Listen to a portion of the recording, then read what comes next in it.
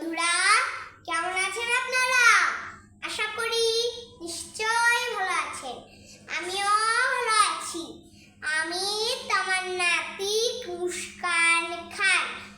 আমার একটি YouTube channel আছে, তামান্না জুনিয়র ক্লাস, এবং আমার একটি পেজ আছে, মুস্কান খান একাডেমি। আপনারা সার্চ দিয়ে দেখবেন, ঠিক আছে?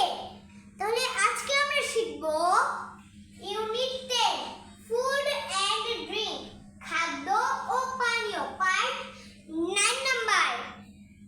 পার্ট 9 নাম্বার কি বলেছে?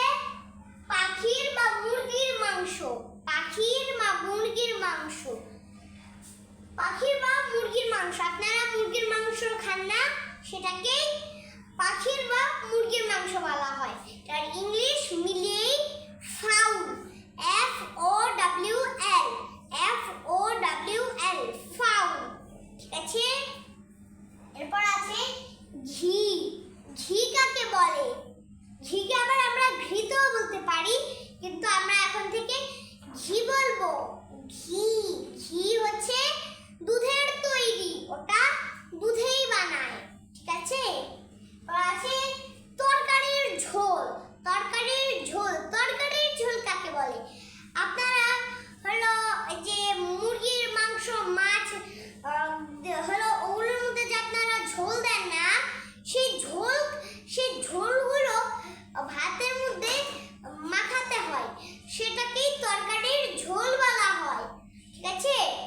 তো ফ্রেন্ড, তাহলে তো আমরা তো পড়লাম, তাই তো? এবং আপনারা পৃথিবীর যেখানেই আছেন, ছোট বড় সকলে আমার এই ক্লাসটিকে দেখবেন।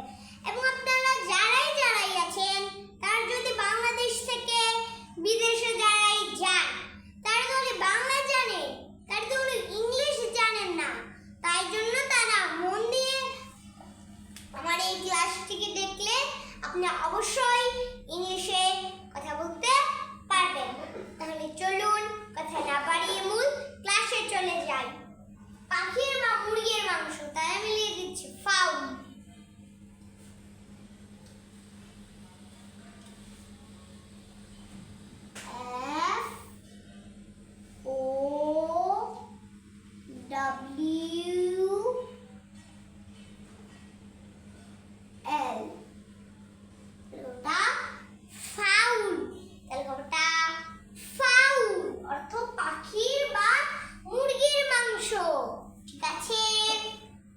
এরপর আছে ঘি।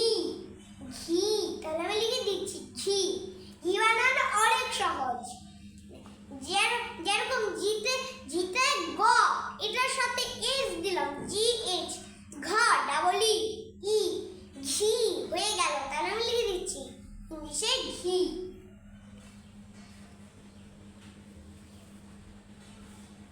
GH, এটা হলো ঘ। এখন ডাবল ই,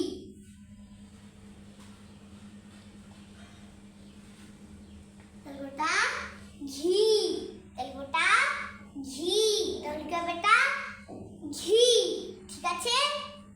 বারবার পড়বেন, তাহলেই আপনার মুখস্থ হবে, আপনার ব্রেনের মধ্যে আটকে থাকবে, ঠিক আছে? পর আছে তরকারির ঝোল। তরকারির ঝোল, তাহলে আমি লিখে দিচ্ছি গ্রেভি।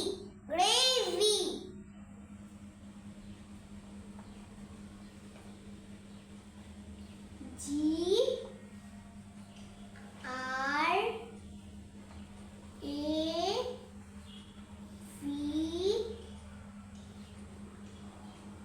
GRAVY,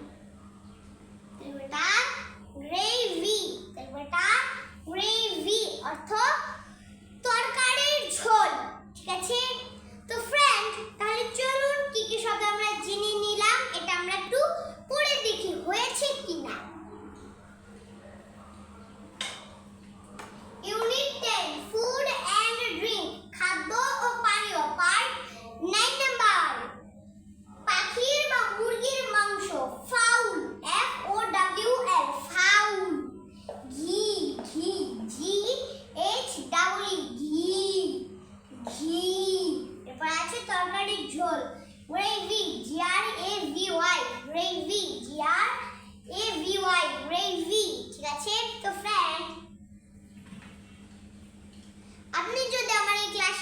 ভালোবেসে থাকেন তাহলে করবেন অবশ্যই লাইক দিবেন, আর যদি লিখতে চান তাহলে করবেন কমেন্ট দিবেন এবং শেয়ার।